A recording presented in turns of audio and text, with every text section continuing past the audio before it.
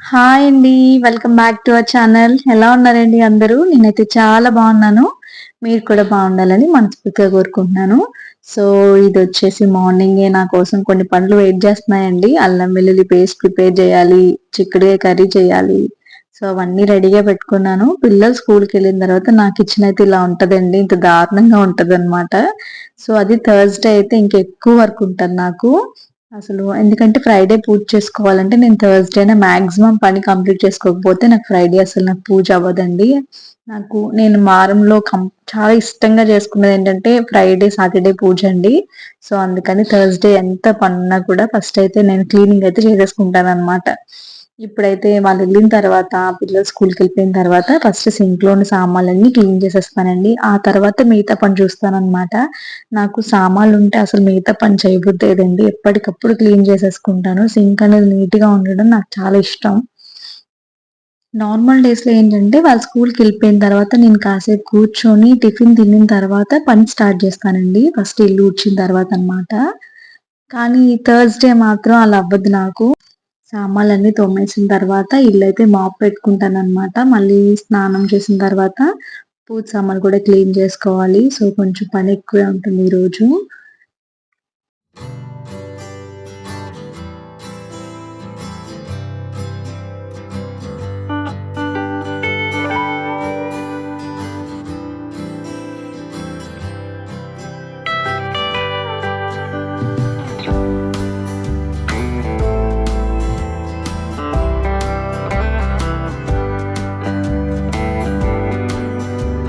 ఇక్కడ సామాన్లయితే క్లీన్ చేసేసానండి. ఇప్పుడు సింక్ అయితే క్లీన్ చేసుకుంటాను.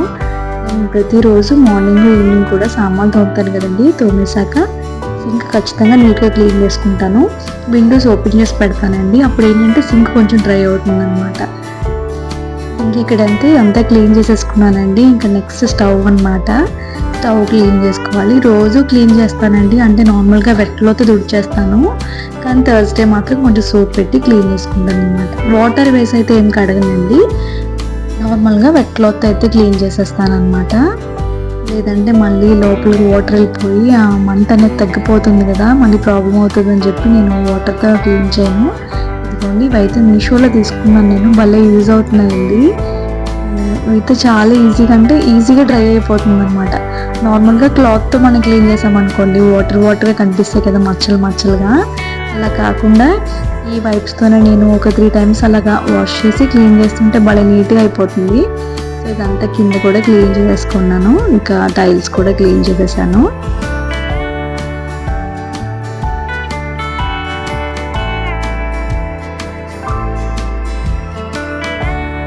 ఇక్కడైతే ముగ్గయితే వేసుకుంటున్నానండి. నాకు ముగ్గు వేయడం అంటే చాలా ఇష్టం. సో, అందుకని రోజు వేసుకుంటాను. ఈరోజు కొంచెం స్పెషల్‌గా వేస్తాననమాట. అంతే.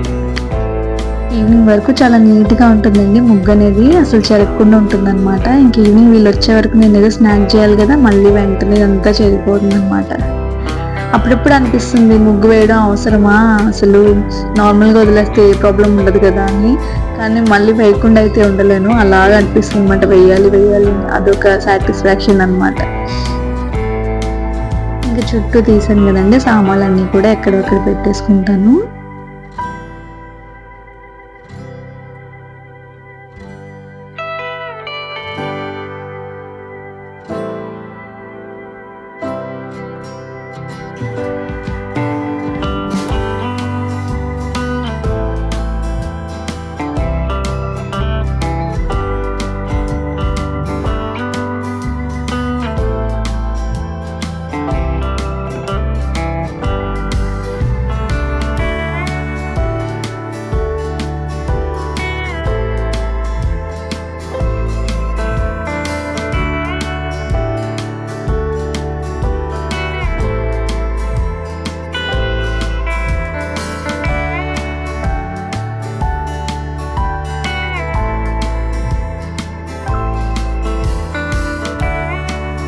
ఇదిగోండి ఇలా అయితే ఆర్గనైజ్ చేసుకున్నాను. మీకెలా అనిపించిందో నాకైతే కామెంట్ చేయండి.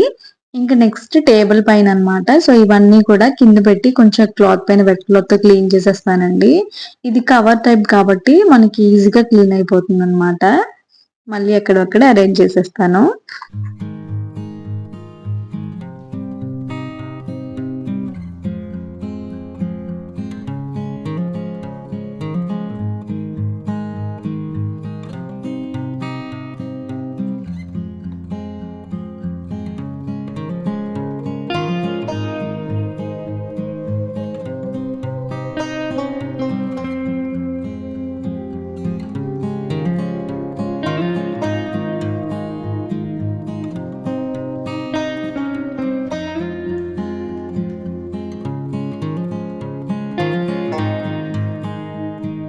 ఇంకా కిచెన్ క్లీన్ అయింది కదండి. ఇప్పుడైతే బయట అయితే కొంచెం క్లీన్ చేసుకొని ముగ్గు అయితే వేసుకుంటున్నాను.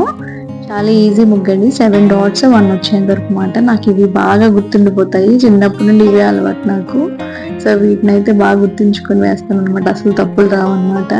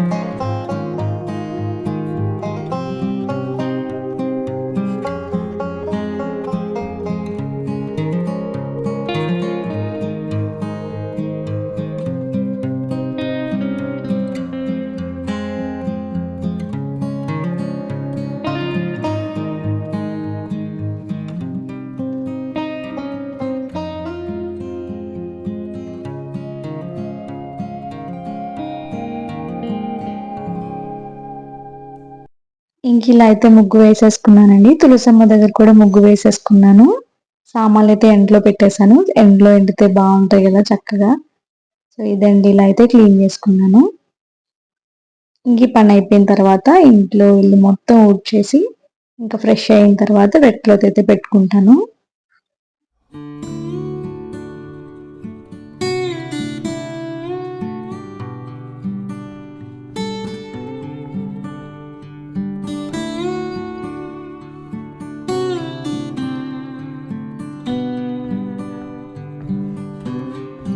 ఇంక ఇవన్నీ ఊడ్చేసిన తర్వాత మ్యాట్స్ అన్ని వాష్ చేయడానికి వేసేసి ఇంక నేను ఫ్రెష్ అయిపోయి వచ్చేసి బెడ్షీట్ అయితే వేస్తున్నానండి. నాకు బెడ్షీట్ నేను వీక్ టూ టైమ్స్ అలా చేంజ్ చేస్తానండి. నాకు బెడ్ని నీట్గా మెయింటైన్ చేయడం చాలా ఇష్టం. అంటే పిల్లలు ఉంచారులేండి, కాకపోతే ఇలాంటి ఎలాస్టిక్ బెడ్షీట్స్ అయితే అసలు కదలకుండా ఉంటాయి కదా, చాలా ఈజీ కదా, మనం వేసుకోవడం కూడా ఈజీ, నీట్గా ఉంటాయి. పిల్లలు ఎంత గెంతినా కూడా అవి చెదరకుండా ఉంటాయి అన్నమాట.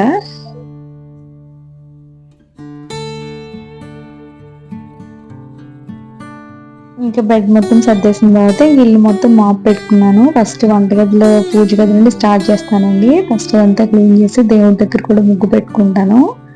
ఇంకా నెమ్మదిగా తర్వాత 1 by 1 రూమ్ అంతా కూడా మాప్ పెట్టుకుంటాను. ఇంకా ఈవినింగ్ స్నాక్ అయితే గౌతమ్ పాపం చాలా రోజుల నుండి బర్గర్ అడుగుతున్నాడండి. సో వాడికి ఈజీగా అయినా చేసేద్దామని చెప్పి బన్స్ తెమ్మన్నాను మా వాడిని. కొంచెం చీజ్ బన్స్ తీసుకురమ్మని చెప్పాను. ఏం చేశానంటే ఇంట్లో ఆల్రెడీ పిజ్జా సాస్ ఉందన్నమాట, మయోనీస్ కూడా ఉందన్నమాట. సో బన్స్ని బయటని తెప్పించేసి కొంచెం పైన పిజ్జా సాస్ రాసేసి, వాళ్ళు ఎక్కువ వెజిటేబుల్స్ తిన్నారు కదా, ఒక ఆనియన్, టమాటో, ఇంకా క్యాప్సికమ్ స్లైస్ అయితే పెట్టేసి పైన చీజ్ అయితే తురిమి వేసేసానండి. కొంచెం చిల్లీ ఫ్లేక్స్ వేసి ఉంటే టేస్ట్ బాగుండేది. వాళ్ళంత కారం తిన్నారు కాబట్టి నార్మల్గా అలా పైన చీజ్ వేసేసి ఇంకా ఇంట్లో ఒక స్టీల్ బౌల్ ఉంటే దాంట్లో బేక్ చేశాను అనమాట. బాగానే వచ్చాయండి, ఇష్టంగా తినేశారు. నేనైతే వీడియో ఏం షేర్ చేయలేదండి, అంటే నేనే అందులో ప్రిపేర్ చేసింది ఏం లేదు కదా, బయట నుంచి తెప్పించేసేసాను అని చెప్పి. నార్మల్గా చూడండి ఇలా అయితే బేక్ చేశాను ఒక 10 minutes సిమ్లో పెట్టి. బాగున్నాయండి, కాకపోతే కొంచెం ఆరోగ్యను అండ్ చిల్లీ ఫ్లేక్స్ ఉంటే చాలా బాగుండదు అనిపించింది. సో ఇదైతే ఈవినింగ్ స్నాక్ అనమాట వాళ్ళకి. ఇంకా నైట్ డిన్నర్లోకి అయితే పాస్తా చేస్తున్నానండి. రోజు కర్రీస్ చేసి విసిగొచ్చింది. సో ఈరోజు కొంచెం ఈజీగా చేసుకోవచ్చు కదా అని చెప్పి పాలు ఉన్నాయని ఇంకా పాస్తా అయితే చేస్తున్నానండి. ఇంకా దానికోసం అయితే స్టవ్ పైన హాట్ వాటర్ పెట్టుకొని అందులో కొంచెం సాల్ట్ ఇంకా ఆయిల్ అయితే యాడ్ చేశానండి. అవి మరిగాక మనం పాస్తా అయితే యాడ్ చేసుకోవాలన్నమాట. సో పక్కన పాలు కూడా వేడి చేసుకుంటున్నాను. ఈ లోపు మనకు పాస్తా చేయడానికి ఏమేమి కావాలో అవన్నీ బయట పెట్టుకున్నాను. దానికోసం మైదా ఇంకా చిల్లీ ఫ్లేక్స్ అనేవి ఇంట్లో లేవన్నమాట. సో కొన్ని ఎండుమిర్చి అయితే మిక్సీ చేసుకుంటాను. ఇంకా మిరియాల పొడి కూడా లేదండి. సో, అందుకని మిరియాలయితే తీసుకొని దంచి వేసుకుందాం అని చెప్పి తీసుకుంటున్నాను. ఇందులో కలిపేసాననమాట ప్యాకెట్ ఓపెన్ చేసి. సో, అన్నీ తీసి అందులో వేస్తున్నాననమాట.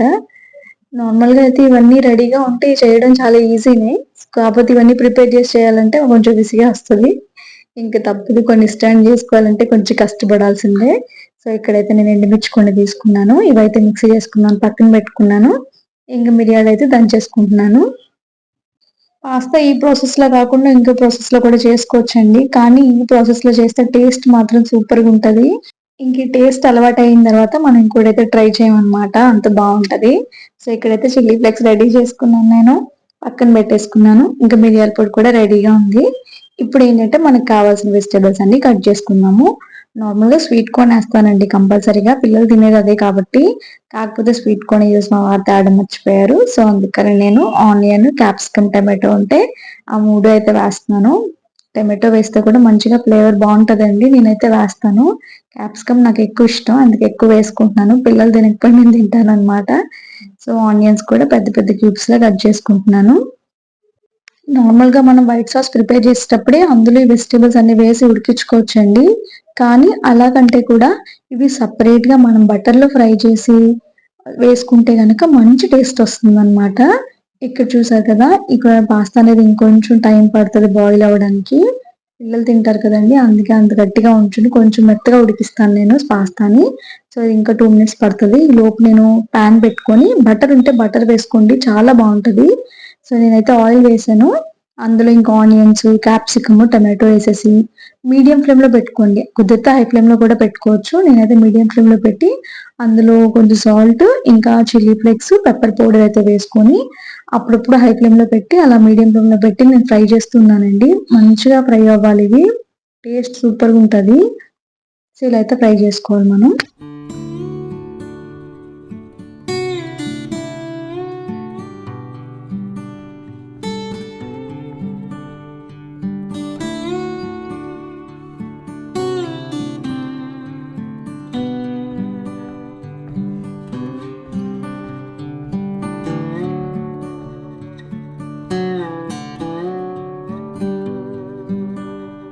ఇంక ఇవైతే ఫ్రై అయిపోయాయండి. ఒక పక్క పాస్తా కూడా ఉడికిపోయిందనమాట.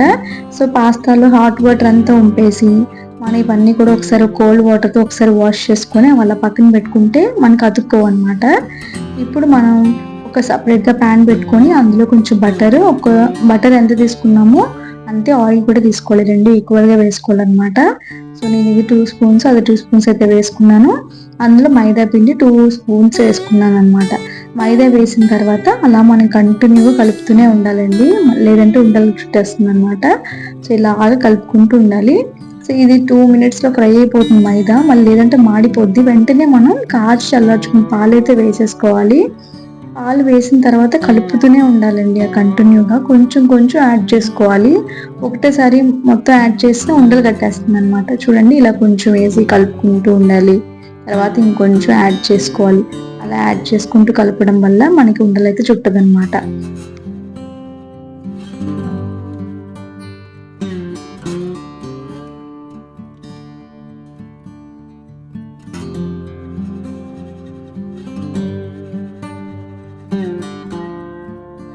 ఇంక ఇక్కడ చూస్తున్నారు కదండీ! మొత్తం కూడా అంతా కలిసిపోయింది. ఇప్పుడేంటంటే మనం మీడియం ఫ్లేమ్‌లో పెట్టి కాసేపు ఉడికించుకోవాలండి. చూస్తున్నారు కదా! ఇలా ఉడుకుతూ ఉంటుంది. కొంచెం మనకి చిక్కబడాలనమాట. మైదా యాడ్ చేసాం కదా! పాలనేవి కొంచెం క్రీమీగా వస్తాయన్నమాట. సో, ఇంకా అవ్వలేదు. ఇంకో 2 మినిట్స్ ఉడికించుకోవాలనమాట మీడియం ఫ్లేమ్‌లో పెట్టి. ఇప్పుడు చూడండి, ఇప్పుడు కొంచెం థిక్‌గా అయిందనమాట. ఈ స్టేజ్‌లో మనం ఏదైతే ఉంచుకున్నామో మనం పాస్తానైతే యాడ్ చేసేసుకోవాలి. ఇంకా మనం ముందుగా ఫ్రై చేసి పెట్టుకున్నాం కదండీ వెజిటబుల్స్, అవి కూడా యాడ్ చేసేసేయాలనమాట. ఇవి వేసిన తర్వాతే మనం సాల్ట్ చెక్ చేసుకోవాలి. సాల్ట్ అసలు వేయలేదు కాబట్టి లాస్ట్‌లోనే వేయాలి సాల్ట్. ముందుగా వేస్తే ఏంటంటే పాలు విరిగిపోయినట్టు అయిపోతాయండి. నేను ఇన్నేళ్లలో చేసినప్పుడు ఒక్కసారి పాస్తా ఫ్లాప్ అయిందండి. పాలు విరిగినట్టు అయిపోయింది. నేను అప్పటినుండి సాల్ట్ ఎప్పుడు ఫస్ట్ వేయనండి. లాస్ట్‌లోనే వేస్తాను సాల్ట్. సో, ఇలా వెజిటబుల్స్ అన్నీ వేసాము. ఇప్పుడు పాస్తా యాడ్ చేసుకున్నాం గదా! ఇప్పుడు వేసుకున్న తర్వాత చీజ్ అయితే తురిమి వేసుకోవాలనమాట. నేనైతే 2 క్యూబ్స్ తీసుకున్నానండి. మీకు నచ్చినంత వేసుకోవచ్చు. చీజ్ చాలా బాగుంటది ఇందులో. ఎంత చీజ్ వేసుకుంటే అంత టేస్టీగా ఉంటదనమాట. సో 2 క్యూబ్స్ అయితే వేస్తున్నాను. ఇది ఫుల్ క్రీమ్ మిల్క్ కాబట్టి నేను అందుకే చీజ్ అంత ఎక్కువ వేయడం లేదు. సో ఇది వేసేసిన తర్వాత ఇప్పుడు మనం ఇందులో సాల్ట్ వేసుకోవాలి. ఇంకా మిరియాల పొడి, చిల్లీ ఫ్లేక్స్ అయితే వేసుకొని ఒక 2 మినిట్స్ ఆగిన తర్వాత స్టవ్ ఆఫ్ చేసుకోవడమేనండి. మనకి టేస్టీగా ఉంటదనమాట పాస్తా. బాగా చిక్కబడిపోయింది అనుకోండి, మనం కాచిన పాలు ఉంటే కలుపుకున్నాం అనుకోండి, అప్పుడు మనకు కరెక్ట్ కన్సిస్టెన్సీ వచ్చేస్తుంది అనమాట. నాకైతే కరెక్ట్ గా సరిపోయింది. నేను ఇంకేం యాడ్ చేయలేదు. చూసారు కదా, ఈ టైంలో నేను ఇంకా సాల్ట్ అయితే యాడ్ చేసేసుకున్నాను. నేనైతే పిల్లలు తింటారు కాబట్టి నేను ఎక్కువ స్పైస్ చేయట్లేదండి. ఇందులో ఆరిగానో కలుపుకున్నా కూడా చాలా టేస్టీగా ఉంటది. ఇంకా ఎక్కువ మిరియాల పొడి, చిల్లీ ఫ్లేక్స్ వేసుకుంటే సూపర్ ఉంటది. సో వాళ్ళ కోసం నేను చాలా తక్కువ వేసాను అనమాట. అంత స్పైసీగా ఉంటే వాళ్ళు తినలేరు కాబట్టి. ఇంకా మన పాస్తా అయితే రెడీ అయిపోయిందండి. యమ్మీ యమ్మీ పాస్తా. మా పిల్లలు అయితే వెయిట్ చేస్తున్నారు అనమాట, ఎప్పుడు పెడతానా అని చెప్పి.